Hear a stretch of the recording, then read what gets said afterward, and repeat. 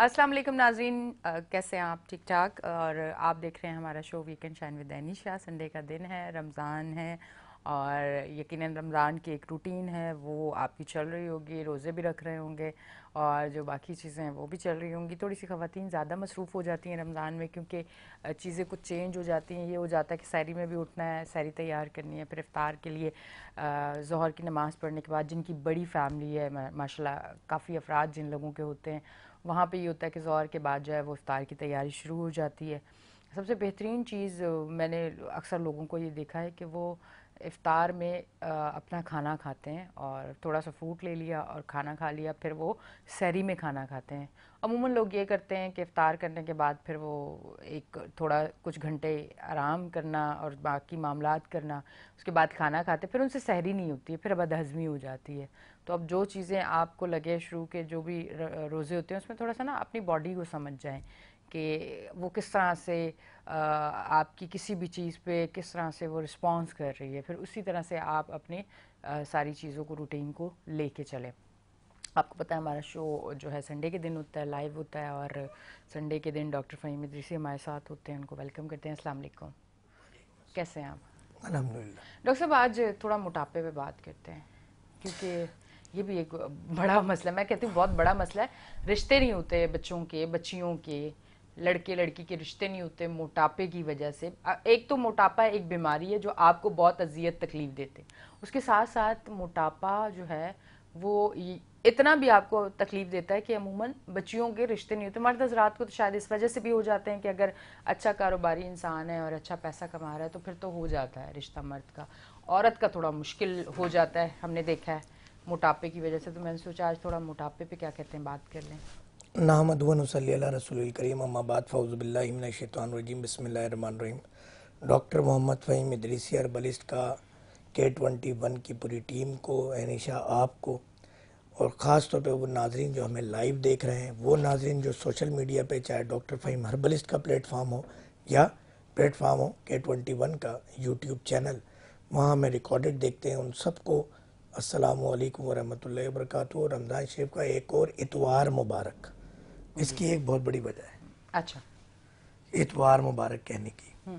इतवार मुबारक बड़ी मुश्किलों से रमज़ान का इतवार आता है और जब तक वो सारा दिन सो के ना गुजार लिया जाए तो हमें लगता ही नहीं है कि रमज़ान का इतवार है हाँ, ये, जिसको संडे भी कहा जाता है। संडे भी कहा जाता आपने जो ओबेसिटी की बात की, सारे दिन सोने से और इतवार का भी उसका गहरा ताल्लुक है। है। दीन इस्लाम में साहबा इकराम अहले बैत या आका जी ससम की ज़िंदगी मुबारक की हम बात करें, छुट्टी का कोई कॉन्सेप्ट नहीं है। ठीक। सारे दिन सोने का कोई कॉन्सेप्ट नहीं है। जिस तरह सहरी इफ्तारी आजकल हम कर रहे हैं, हमें रेस्टोरेंट्स पे रश नज़र आ रहे हैं। हम ये देख रहे हैं कि इफ्तारी के लिए लाइन लगी है, बाहर खड़े हैं, पैसे देने के बावजूद भी जलील हो रहे हैं। अल्हम्दुलिल्लाह होना है क्योंकि हम आके जिस किस्म का रास्ता छोड़ के न जाने किस रास्ते पे चल पड़े। हम घी तेल के पकवान तले हुए, जो पकवान तेल, जो अजीब सा घी, मैं तो नहीं बनास्पति, इसको अजीब सा घी कहता हूँ, जब हम ये खाएंगे, देखिए आपका स्टमक ये है, पानी इतना सारा पी लेंगे तो स्ट्रेचेबल होगा, फूलेगा नहीं फूलेगा। बिल्कुल फूलेगा। आपने अक्सर देखा होगा कि डिलीवरीज के बाद खवातीन के पेट लटक जाते हैं। क्यों? क्योंकि उनकी प्रेगनेंसी की वजह से, बच्चा कुक न होने की वजह से उसका हजम बढ़ जाता है पेट का, तो खाल लटक जाती है। तो ये तो आप 12 महीने ही आप खामा खाई के बच्चे लेके घूम रहे हैं ना, मर्द हैं या खवातीन, कि अपने ज़बान के उस जायके के लिए आप जहर भी खा रहे हैं और पैसे दे के खा रहे हैं, लाइन लग कर खा रहे हैं।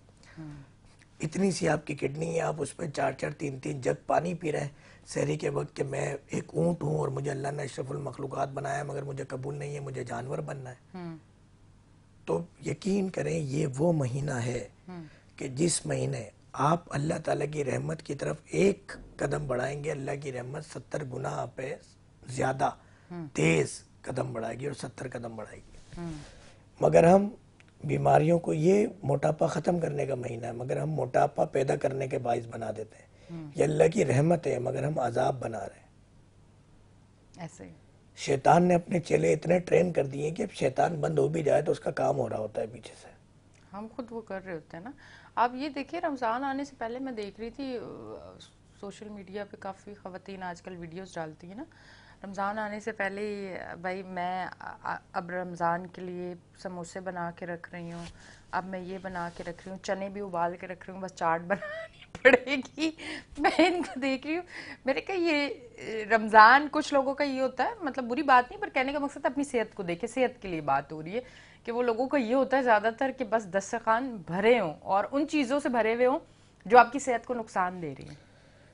मैंने ये तक देखा है कि इफ्तार के दस्तरखान से आधे से ज़्यादा पकवान सड़ रहे होते हैं, फ्रिज में रख दिए जाते हैं या हाँ, फेंक दिए जाते हैं। वैसे ही। खुदारा ये सेहत के लिए भी, हम्म।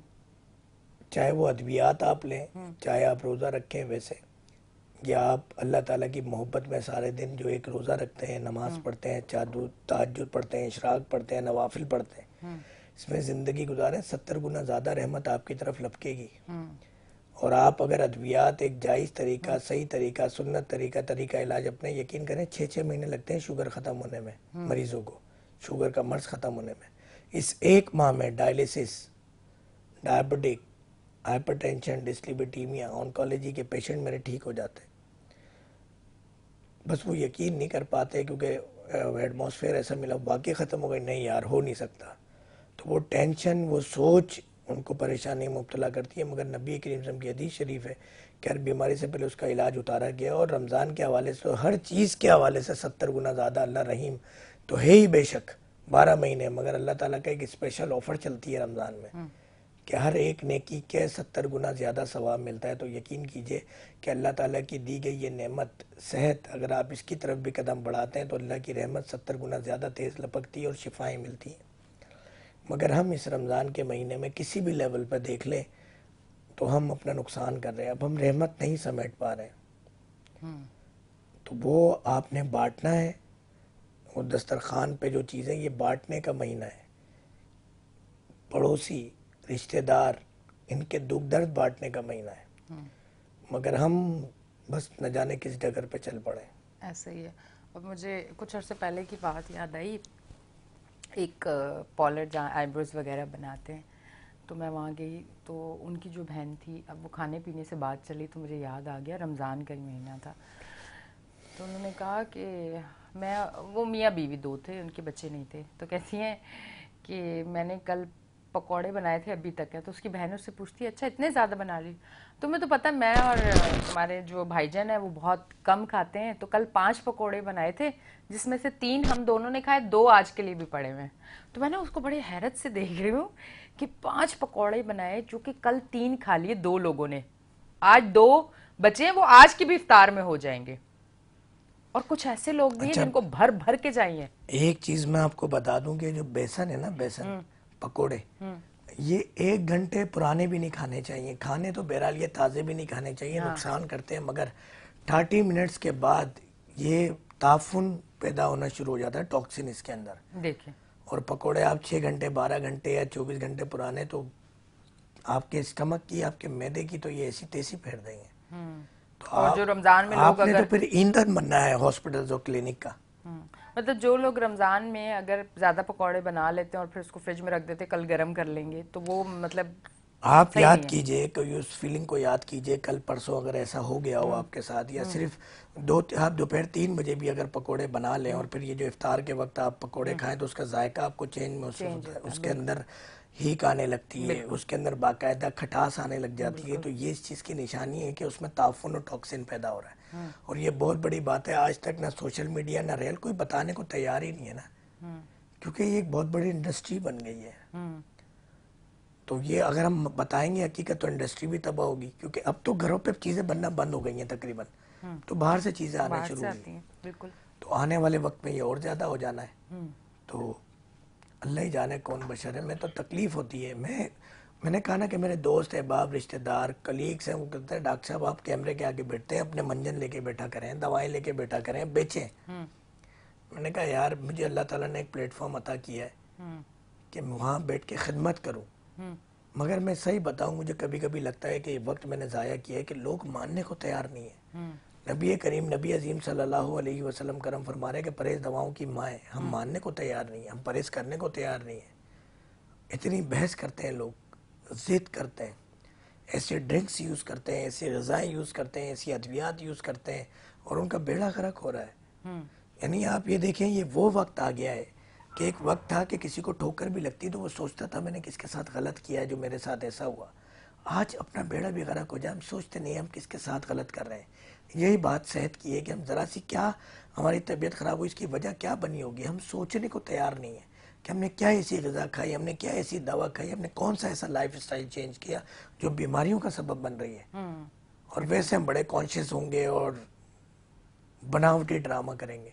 तो हमें हकीकत पसंद होना है। अब ये बड़ी सख्त बात, मेरी कड़वी बातें होती हैं, समझदार समझते हैं मेरी बात, कि आपका जो अपना होता है आपका, वो आपको डांटेगा भी, समझाएगा भी, तकलीफ होगी उसको। मुझे नहीं चाहिए अपने क्लिनिक में रश। खुदारा अच्छी ग़िज़ा इस्तेमाल कीजिए, अच्छा लाइफ स्टाइल अपना और ठीक हो जाए। बिल्कुल ऐसे ही है, आप अगर अच्छी ग़िज़ा इस्तेमाल करें और वाकई परहेज़ करें, चीनी भी कम, हर एक चीज़, ऑयल एक वो लिमिटेड जिस तरह से है चीज़ें, तो वाकई आप बीमार कम होंगे। अच्छा, थोड़ा सा मुझे ये बताएं कि आजकल ये बड़ा एक प्रॉब्लम है कि अगर आप मोटे नहीं है फिर भी पेट आपका निकला है, तोंद आपकी निकली हुई है, इसको किस तरह से कम किया जाए? ज़्यादा पानी पीना, ज़्यादा सोना और हार्ड वर्क ना करना, बाइक्स और गाड़ी का ज़्यादा इस्तेमाल, कंप्यूटर्स पे ज़्यादा बैठना, मोबाइल में ज़्यादा लगना है, ये सब कुछ हार्मोनल डिसऑर्डर, ये सब कुछ इसकी वजह है। तो इसके लिए क्या? अब मेरा काम बैठने का है ज़्यादा, तो मैं भी अक्सर जो है वो टमी, जबकि तमाम मैं अभी एहतियातन लास्ट वीक तमाम अल्ट्रासाउंड तमाम टेस्ट करवाएं, तो मुझे आइडिया था, मगर घर वाले के कोई ऐसी, मगर कोई अल्हम्दुलिल्लाह ऐसी बात नहीं, मगर जाहिर सी बात है हम नहीं चल पाते ज़्यादा, तो आपको एक्सरसाइज रखनी है। तो मेरी कोशिश ये होती है कि अक्सर, अच्छा अभी थोड़ा सा गैप आ गया, अक्सर मदीने में रहते हैं, मक्के में रहते हैं, तो वहाँ पैदल चलना ज़्यादा होता है, वहाँ बिल्कुल फिट होते हैं हम। तो ये जो चलना है बहुत ज़रूरी है, सुन्नत भी है, ये एक्सरसाइज वॉकिंग सुन्नत है, स्विमिंग सुन्नत है। और फिर जिसकी टमी हो वो, अगर स्विमिंग का मौका नहीं मिल रहा आजकल, स्विमिंग अगर रोज़ की जाए चाहे 15 मिनट, यकीन कीजिए आप स्मार्ट, बहुत सारी बीमारियों से बचेंगे आप स्विमिंग में। हाँ, ये चीज़ भी है।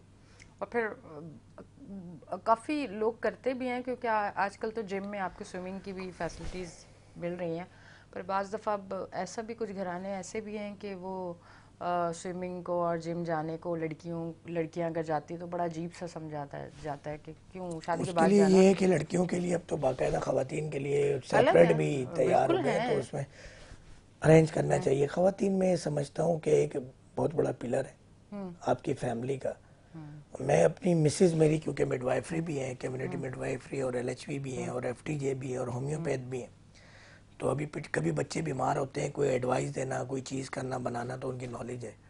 तो वो अभी लास्ट में कह रही हैं कि कितना अच्छा किया आपने जो मुझे ये पढ़ा दिया और ये कर दिया, कि कितना काम आता है। तो मैंने कहा हमारी माशाल्लाह अल्हम्दुलिल्लाह कोई 6 बेटी हैं। माशाल्लाह माशाल्लाह। तो मैंने कहा कि बेटियों को पढ़ाना ज़रूर है, ये ज़रूर पढ़ाना है, ख़ास तौर पे कम्युनिटी मिडवाइफरी, LHV, ताकि गायनी की कोई प्रॉब्लम बच्चियों के साथ खुद भी हो, उन आने वाली उनके दौर में उनकी बच्चियों के साथ हो, बहनों के साथ हो, एक दूसरे को सपोर्ट कर सकें। अपने बच्चों को अल्लाह ना करे कभी ड्रिप लगानी पड़ जाए, कोई एमरजेंसी हो, कोई डोज देनी पड़ जाए, कोई IV इंजेक्शन लेना पड़ जाए, IM एंटी मस्कुलर लेना पड़ जाए, लगा लें, कर लें, मोहताजगी ना हो, कोई बेवकूफ़ ना बनाए, कोई डॉक्टर बेवकूफ़ ना बना सके। बिल्कुल ऐसा ही है। तो ये बहुत ज़रूरी है, ये इल्म देना बहुत ज़रूरी है। बिल्कुल। अच्छा, वो एक आपकी बात बहुत अच्छी लगी, वो आंख में कुछ चला गया है, शुक्र है बाल नहीं गया, बाकी तो खैर है, चलता रहता है।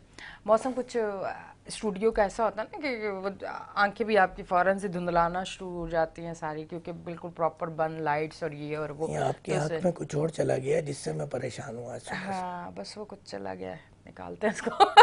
अच्छा, ये बड़ी अच्छी एक चीज़ लगी कि बेटियों को पढ़ाना चाहिए, वाकई इसलिए भी पढ़ाना चाहिए कि बेटियां जो हैं अगर कोई ऐसी चीज़ होती है तो कम से कम अपने आप को ट्रीट कर सकें, और इसलिए भी कि ज़िंदगी में देखें, माँ बाप तो चाहते हैं कि उनकी बच्चियां हमेशा खुश रहें, पर मुश्किल वक्त कभी भी आ सकता है, तो उसके लिए अपनी बेटियों को इतना ज़रूर तैयार करें कि उनको उस तरह की ठोकरें ना खानी पड़ें, वो ख़ुद को संभाल सकें, अपने लिए कमा सकें।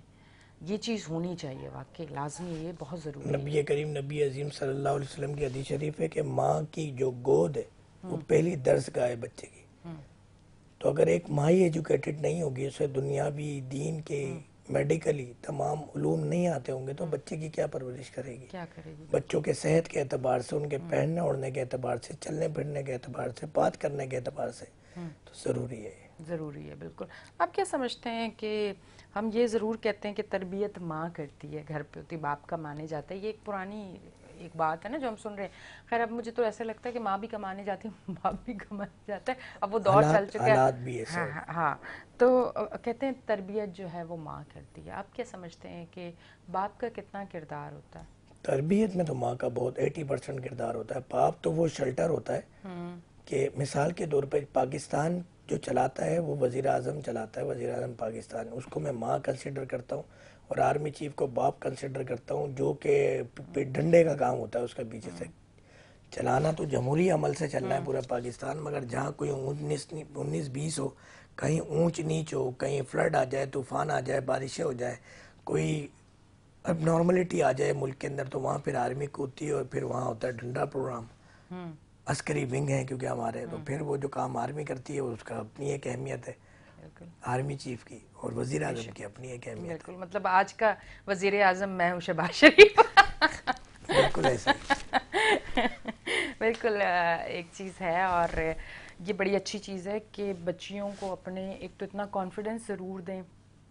अमूमन माँ बाप का भी खैर वो होता है कि इतना कॉन्फिडेंस देने के बाद अल्लाह ना करे, क्योंकि हालात और जो इस टाइम माहौल और सारी चीज़ें हैं, माँ बाप भी डरते हैं कि बच्चियों को आज़ादी देना और ये कॉन्फिडेंस देना कहीं नेगेटिव ना हो जाए बाद में हम लोगों के लिए। तो ये बच्चियों को भी सोचना चाहिए, जो नौजवान बच्चियाँ हैं उन्हें भी सोचना चाहिए कि जो माँ बाप ने आप पे ट्रस्ट किया है उस ट्रस्ट को कभी भी ना तोड़ें। अगर उन्हें बाहर पढ़ने के लिए भेजा है, जॉब के लिए भेजा है, कोई हुनर सीखने के लिए भेजा है, तो आप वही करें। कोई ऐसी चीज़ ना करें जिसकी वजह से आपके माँ बाप का जो है वो ट्रस्ट टूटे। अब रमज़ान के हवाले से हम हमेशा मतलब ज़्यादातर हमारा टॉपिक शुगर होता है, डायबिटिक पेशेंट होते हैं, डायबिटीज़ होते हैं। उसकी वजह क्या है कि पाकिस्तान में हर दूसरे इंसान को है। अगर इससे हट के आज हम किसी दूसरे टॉपिक पे बात करें तो वो कौन सी ऐसी बीमारी है जो हर दूसरे इंसान को है पाकिस्तान में? मैं आपको बताऊं, कुछ तो हमारी बनावटी बीमारियां हैं, जैसे मिसाल के तौर पर पाकिस्तान के दर और दीवार भरे पड़े हैं दो बीमारियों से, एक हाँ। फला चीज़ की कमज़ोरी और एक पाइल्स जिसको उर्दू में बवासीर कहा जाता है। ये तो है बेकार सी बात। असली तौर पे देखा जाए तो मैदे के अमराज बहुत ज़्यादा है, थायराइड इस वक्त बहुत ज़्यादा हो रहा बहुत है, ज़्यादा। और डायलिसिस एक ख़तरनाक तरीके से, डायलिसिस के मरीज़ों की, गुर्दा ख़राबी के मरीज़ों की तादाद बहुत तेज़ी से बढ़ रही है। कि मुझे भी हैरत होती है कि डायबिटिक पेशेंट मेरे पास पहले होते थे कोई 10 तो एक आता था डायलिसिस का पेशेंट, मगर इस वक्त कंडीशन ये है कि अगर 2 शुगर के मरीज़ आ रहे हैं तो हर तीसरा मरीज़ जो है वो डायलिसिस के साथ आ रहा है, और ये बड़ा ख़तरनाक अमल है। मगर खुदा नबी करीम सल्लल्लाहु अलैहि वसल्लम की मेहरबानी से, अल्लाह की रहमत से हमारे मरीज़ वेरी फर्स्ट डे से डायलिसिस से उनको रिलीफ मिलना शुरू हो जाता है, और 2-3 माह में ये गुर्दे बिल्कुल ठीक हो जाते हैं और डायलिसिस की ज़रूरत भी नहीं पड़ती है, और ज़िंदगी भी अल्लाह ताला दोबारा बहाल कर कोई देता है। ऐसे पेशेंट्स हैं जिन्होंने वीडियोस बनाई हो? सैकड़ों क्योंकि पेशेंट। बहुत कम पेशेंट असल में सामने कोई आना चाहते एवरेज हैं। हमने ये निकाला कि 200 मरीज अगर ठीक होते हैं तो कोई एक आध एक कोऑपरेटिव आध। होता है, बनाता है। हाँ। कुछ लोग तो कैमरा फेस ही नहीं कर पाते। हाँ, नहीं कर फिर पाते। कुछ ये होते हैं, वो बोलते हैं सेलिब्रिटीज़ टाइप के लोग होते हैं, वो ये कहते हैं अस्करी विंग के होते हैं, मुख्तलिफ हमारी जो एजेंसीज़ हैं, अस्करी विंग्स हैं, वहाँ से उनका ताल्लुक होता है, हुकूमती जो इदारे, गवर्नमेंट के जो लोग हैं। तो वो कुल मिला के कोई 200 में कोई एक ही एवरेजली होता है। कोई बेचारा नहीं है सेलिब्रिटी तब भी उसके वो नखरे भी होता है, भाई क्यों वीडियो बनाऊँ, तो क्यों दर्द सर पालूं। भाई आपने सच बोलना है, झूठ नहीं बोलना।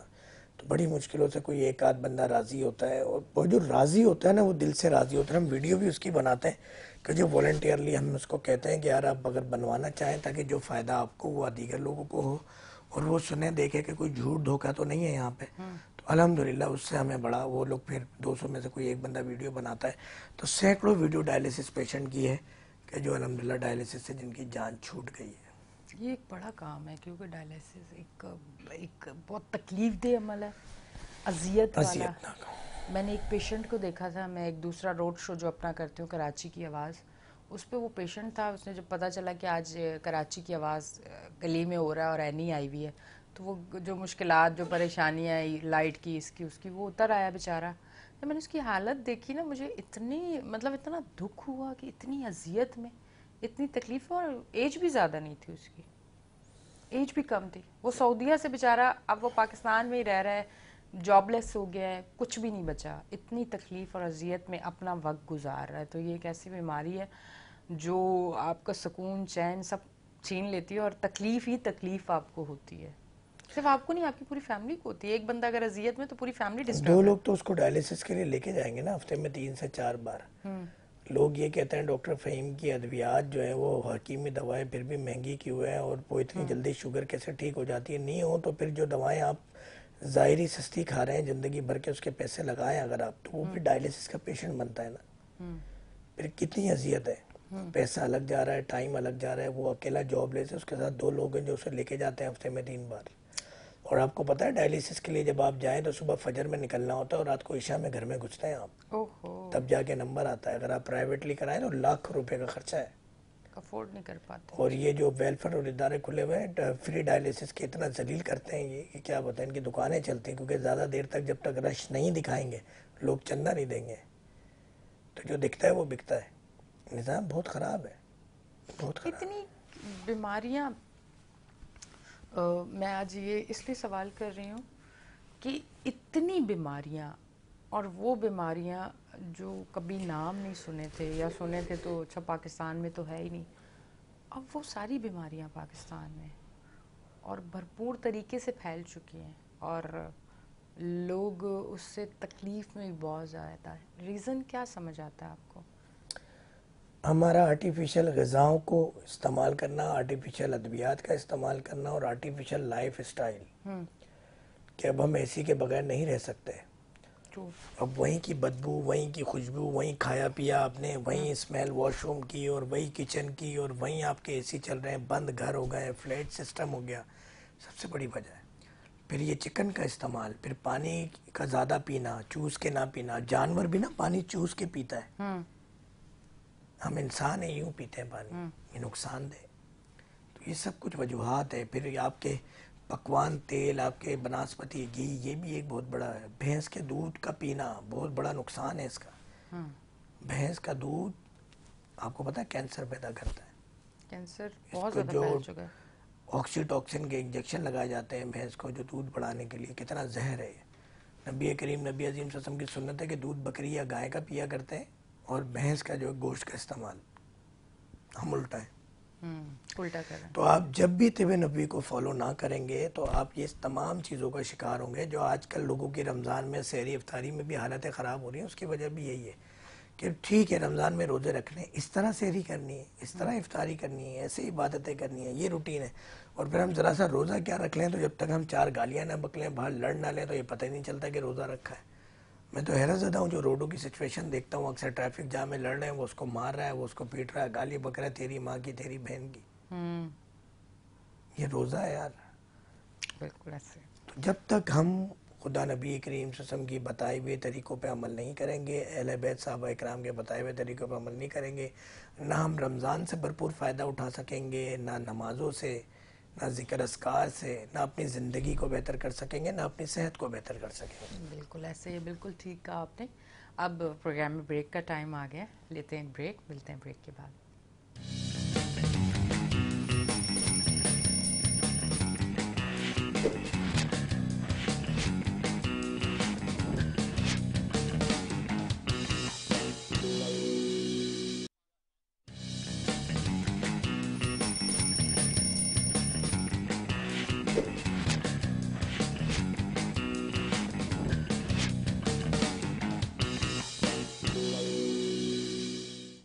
वेलकम बैक जी नाजरीन, हम ब्रेक से वापस आ चुके हैं और आप देख रहे हैं हमारा show weekend shine with Anisha.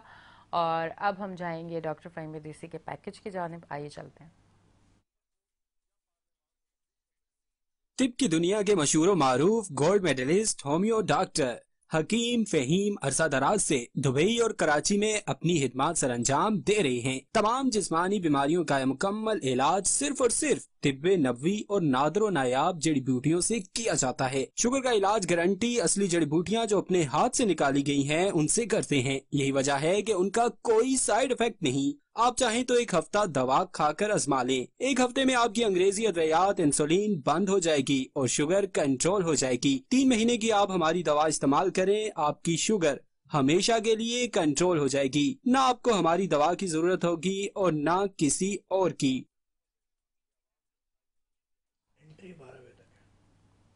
जी नाजरीन, आपने पैकेज देखा और थोड़ा सा हम जैसे पैकेज चला हमने गुफ्तगू शुरू कर दी। हमने कहा कुछ काम की भी बातें कर लें। रमज़ान में काम की बातें क्या होती हैं? आपने रमज़ान की रूटीन शेयर करनी होती है, 10,000 चीज़ें होती हैं। अच्छा ये बताएं, वो थोड़ा सा माजरत के साथ जो बुरा लगे माफ़ी पहले मांग लेते, रमज़ान में दिल ना दुखाऊं ना किसी का। वो जो एक सिलसिला होता है सोशल मीडिया पे किसी को भी राशन देते हुए जो तस्वीर बनाना, उसको कैसा समझते हैं आप? एक सफ़ेद मसले असल में पोश इसमें इंसान दो को। मसाइल हैं। हाँ। वैसे अल्हम्दुलिल्लाह ये राशन का तमाम तरतीब हमारे हर महीने चलती है, मगर अब वो जब उन लोगों से पूछा गया कि यार आप ये तस्वीरें क्यों बनाते हैं, हाँ। तो उनका ये कहना है कि भाई ये तस्वीर हम इसलिए बनाते हैं कि जो लोग हमें फंडिंग करते हैं, अब जैसे हमें तो कोई फंडिंग नहीं करता, तो हम नहीं भी बनाए तस्वीर तो चलता है। चलता है। मगर वो कह रहे हैं कि अच्छा कुछ तो इसमें शोबदेबाज होते हैं कि जो बांटते थोड़ा सा है तस्वीर वीडियो वायरल करके और ज़्यादा जमा करते हैं। कुछ इसमें बेचारे वो भी होते हैं कि जो मजबूरी में तस्वीर वीडियो बनाते हैं। तो उनको मैंने मशवरा दिया कि आप राशन को एक साथ रख लें, उसकी तस्वीर बना दें, आवाम खड़ी हो, किसी का चेहरा नहीं आ रहा हो, एक रश की तस्वीर बना लें, हाँ। ऑन द स्पॉट के आप दे रहे हैं, मगर लोगों के चेहरे नहीं नजर आने। क्योंकि हमने बाकायदा ऐसे लोग देखे हैं, यानी कि लोग रोते हैं जो कि यार मेरी तस्वीर वहाँ खींच ली और ये अब मीडिया पे नज़र आएगी या सोशल मीडिया पे नज़र आएगी, तो ये क्या हुआ, लोगों को पता चलेगा। तो ये हमने पर्दा रखना है, ये नहायत ही गलत कदम है। तो अगर आप मजबूरी में तस्वीर बनाते हैं तो आप वो राशन को जमा करें, उसकी तस्वीर बना लें, उस जगह की बना लें, लोगों का चेहरा ना दिखाएं, लोगों के राज ना खोलें। लोग बड़े बेचारे सफ़ेद पोश, कुछ लोग तो बड़े ही पक्के होते हैं, उनको कोई फ़र्क नहीं पड़ता, पैसे वाले होके भी मांगते हैं, प्रोफेशनल होते हैं। कुछ लोग बेचारे बड़े, उनके लिए इज्जत बहुत बड़ी होती है, बहुत महंगी होती है। क्योंकि अगर उन्हें पैसा बेइज्जती से ही कमाना हो तो पैसा कमाने के बहुत सारे तरीके हैं, 2 नंबर तरीके हैं। उन्हें इज्जत प्यारी होती है तो उनका चेहरा ना लाए मीडिया में। आज आपकी बात से मुझे एक बात याद आ गई। ये कल की या परसों की बात है। मेरे यहाँ जो सुबह पराठे और रात को रोटी बनाने जो आती हैं उनको, क्योंकि मेरी पर्सनल लाइफ को, मेरे घर को, उन लोगों को कोई जानता नहीं है, तो इसलिए अगर मैं बताऊँ भी तो किसी की वो चीज़ नहीं है, सिर्फ मुझे जानते हैं क्योंकि मैं सामने हूँ। मेरी पर्सनल लाइफ या उन लोगों को कोई आज तक किसी ने देखा भी नहीं है। तो वो हमारे घर आती हैं, अच्छी, बहुत अच्छी हैं। उन्होंने मुझे कल परसों जब बात हुई तो वो मुझसे कहती हैं कि मुझे एडवांस सैलरी दे दो। तो मैं थोड़ा उनसे, मेरी गपशप रहती है, तो मैंने हंस के इशारा करके कहा क्यों, क्या करोगी? तो वो रोने लग गई। वो जब रोई है ना, एक रोना वो होता है जो यूं आंसू गिरे ना, वो ऐसे थे कि वो जब रोई है ना, वो टप टप टप टप आंसू जैसे उन्होंने अंदर दबाया हुआ था कुछ। तो मैं घबरा गई, मैं उनसे माफी मांगना शुरू की। मैंने ऐसा क्या कह, नहीं नहीं तुमने कुछ नहीं कहा, मैं रात से रो रही हूँ। मैंने कहा क्यों?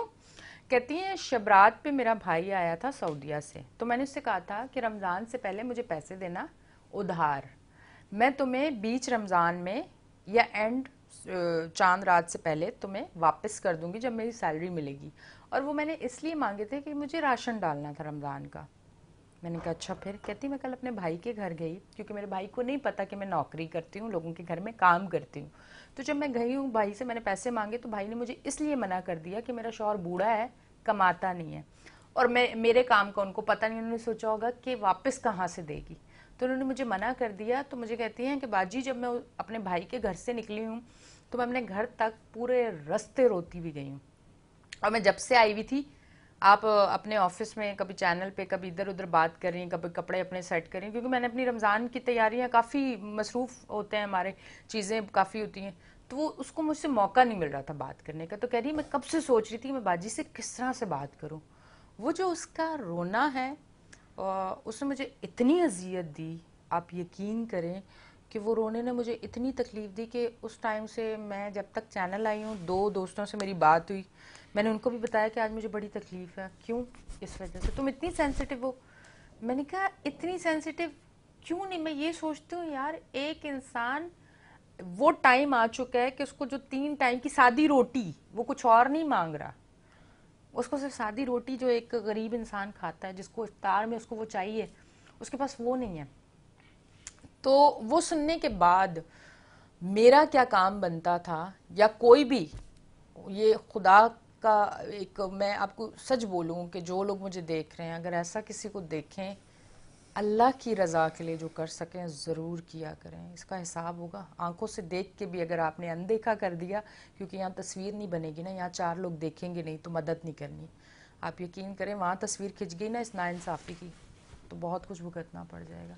बिल्कुल उस चीज़ ने मुझे, यकीन करें, इतना झंझोड़ा है। सबसे पहले तो मैंने अल्लाह का शुक्र अदा किया, इतना शुक्र अदा किया, इतना शुक्र अदा किया, और रात को सोते टाइम भी शुक्र अदा किया कि अल्लाह, मैं गुनाहगार, मेरी तो इतनी औकात ही नहीं, और वाकई बहुत गुनाहगार, ठीक है, पता नहीं कितने गुनाह किए और कर भी रही होंगी, और फिर भी अल्हम्दुलिल्लाह मुझे कितनी चीज़ों से नवाजा हुआ है। और मैं इस हम फिर भी कहते हैं हम हमें तो कुछ मिला ही नहीं है। एक मैसेज देना चाहूँगा, एक पैगाम देना चाहूँगा। रमज़ान का मौका है, लोग ज़कात फ़ित्रे का मामला भी करते हैं, सदक़ात का मामला भी करते हैं, हदियात के मामला भी करते हैं। एक मशवरा है और हदीस शरीफ के मफ़हूम में है कि सबसे अव्वल सदका भी वो है, मकबूल सदका, जो कि आप अपने रिश्तेदारों को दो। बिल्कुल। तो आप कभी भी ज़कात दें, फ़ितरा दें, सदका दें, मस्जिद में देने से भी ज़्यादा सवाब है कि अगर एक रिश्तेदार है, सगा बहन भाई है। और मुझे तो हैरत हुई उस भाई के ऊपर कि वो इस वजह से नहीं दिया कि वापस कहाँ से देगी, उसका तो पहला फ़र्ज़ है। वही ना, वो रोज ज्यादा इस बात पे रही थी कि मेरे भाई ने मुझे नहीं दिया। कि भाई आपका, अगर वो मांग रही है आपको देना था, हाँ, और ये सोच के भी नहीं देना आपने कि वापस आपकी बहन का आपके साथ रवैया कैसा है। बिल्कुल।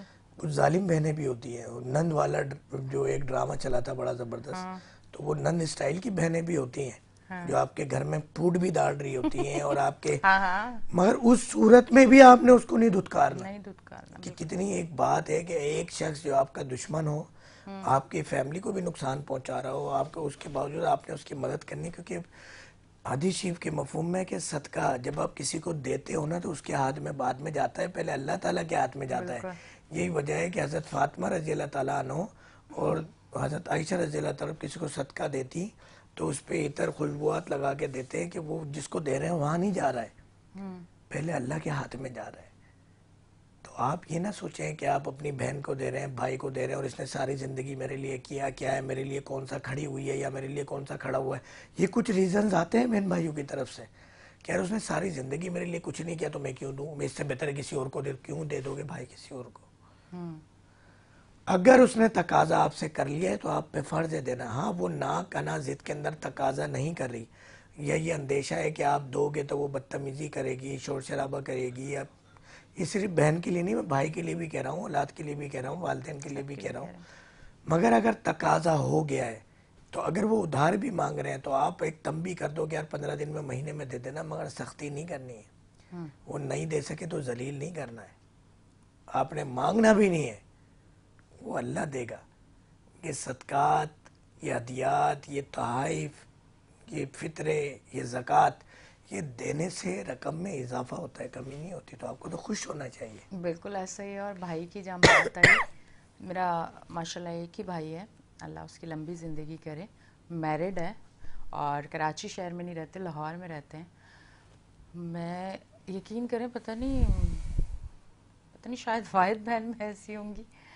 मुझे मेरे भाई से इतना प्यार है और मेरे भाई को मुझसे इतना प्यार है कि वो मेरा भाई भी है, माँ भी है, बाप भी है, क्योंकि मेरी मदर नहीं है, मेरा दोस्त, सहेली, सब कुछ है वो। और मुझे ऐसे लगता है कि वो मेरी ज़िंदगी का इतना खूबसूरत रिश्ता है कि अगर उससे इतनी सी भी तकलीफ़ हो ना तो मुझे बेचैनी रहती है।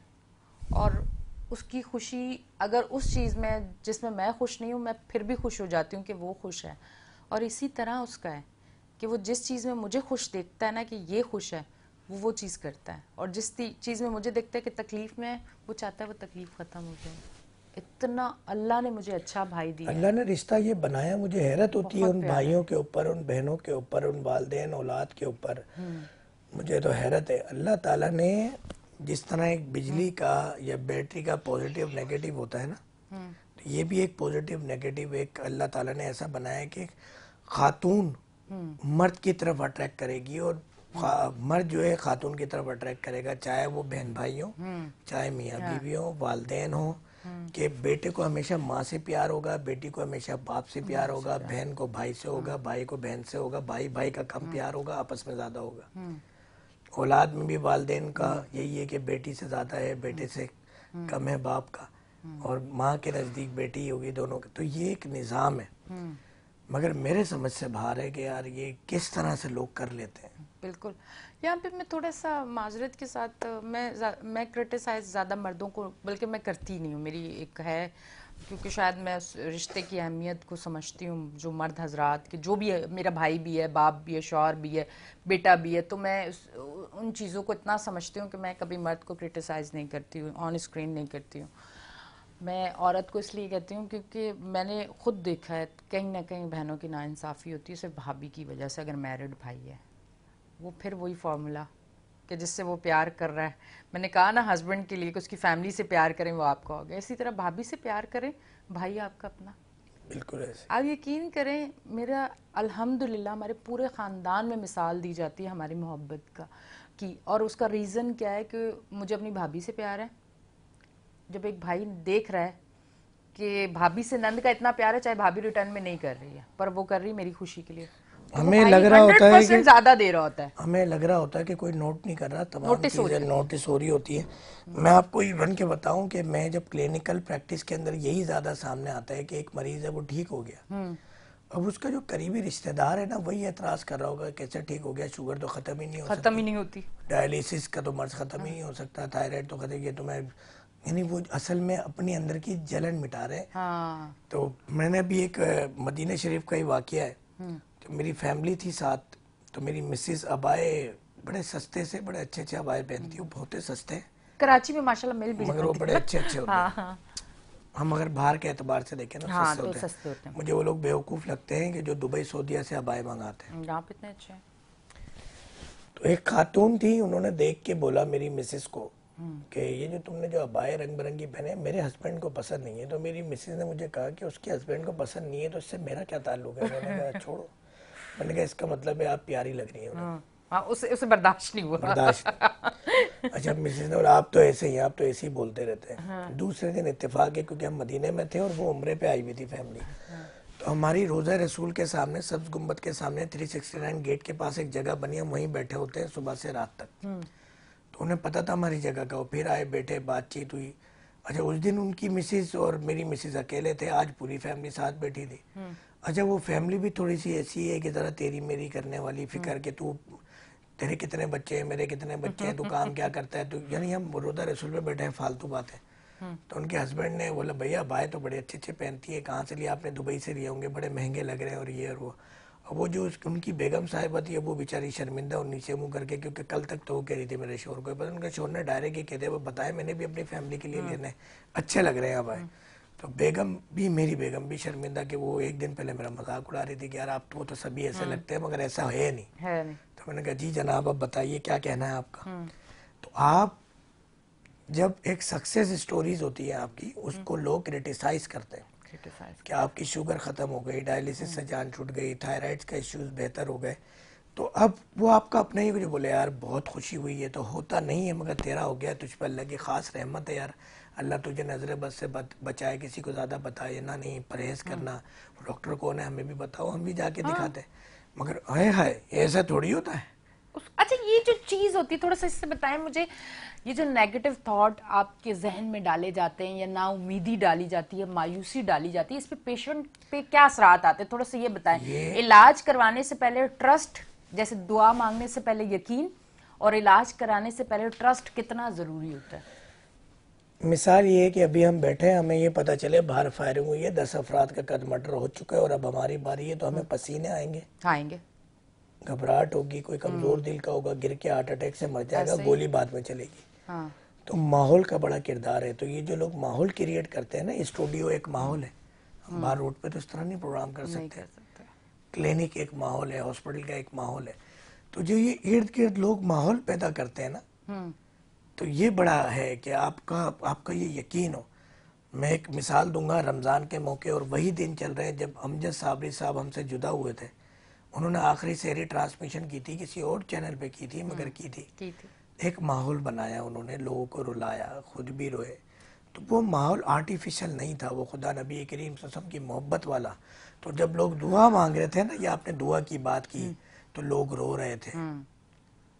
और उनकी मांगी गई उस दुआ को आज भी लोग सुन के रोते हैं कि ए सब्ज़ गुंबद वाले मंजूर दुआ करना। तो वो एक माहौल उन्होंने बनाया, एक एटमॉस्फेयर क्रिएट किया, अल्लाह से लो लगाई, आका जी से मोहब्बत की लो लगाई। तो कुछ लोग ऐसे भी होते हैं ज़िंदगी में, और कुछ लोग आग लगाने वाले भी होते हैं जो आपकी ज़िंदगी को तबाह बर्बाद कर देते हैं। जितनी इस वक्त तलाक़ें हो रही हैं उसमें 80% किरदार आपके थड़े, पंजाबी में कहते हैं, और चबूतरा कहते हैं कराची की लैंग्वेज में, बैठे लोग हैं जो मशवरा देते हैं। या ख़वातीन में बीसी वाली आंटियाँ कहा जाता है जिनको, असल में बीसी वाली आंटी वो मशहूर होती हैं जो हर घर में जाती हैं, जिन्हें पता होता है कि किसके घर की कितनी आमदनी है, कितने बच्चे हैं, कितनी बीवियाँ हैं, कितने शोर हैं, कितनी सेटिंग्स हैं और क्या क्या मामला हैं। तो क्योंकि वो बीसी डालती है, उन्हें सब पता होता है, उसी हिसाब से वो बीसी डाल रही होती है कि 4 भर सकेगा, 10 भर सकेगा। तो ये या तो वो बीसी वाली आंटी होती है, उन्हें सब पता होता है किसका कितनी शादी हो गई, किसका क्या हो गया। अच्छा, वो सबकी इस तरह की जो खामियों वाली कुछ पॉइंट्स रखती भी अच्छे बुरे वक्त के लिए। अच्छा, किसने बीसी देने में अगर देर की तो मैंने फिर ये वाली चोट भी मारनी है उसको। तो ये वो खवातीन या वो मर्द हजरात होते हैं जो के तलाकों के और घर टूटने के सबब भी बनते हैं। मुझे नहीं याद कि मैंने अपनी ज़िंदगी में किसी से डिस्कस किया हो कि अपनी बीवी की कोई बुराई, और मुझे नहीं याद कि मेरी इस 15 साल शादीशुदा ज़िंदगी में किसी औरत से मेरी मिसेज ने डिस्कस किया हो कि हाय मेरा शोहर तो ऐसा।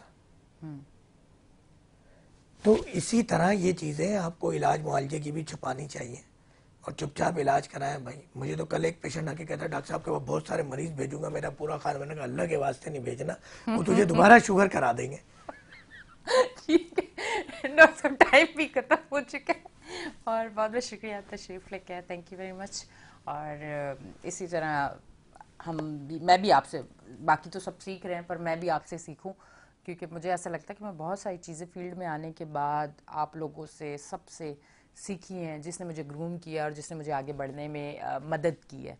आप भी इसी तरह सीखने का अमल जारी रखें, आसानी हो जाती है, बहुत सारी चीज़ों में आसानी हो जाती है जब सीखने का अमल जो है ना, वो वाला बटन आप ऑन रखें, आप ऑफ ना करें कि मैं बस अब हो गया हूँ कोई मास्टर, अब तो मैं सीखूंगा ही नहीं, अब मैं सब कुछ सीखा हूँ, तो वहाँ फिर मसले ख़राब हो जाते हैं। यकीनन आज का शो भी आपको पसंद आएगा। अपनी होस्ट अनीशा को दें इजाज़त, फिर मिलेंगे, अल्लाह हाफ़िज़।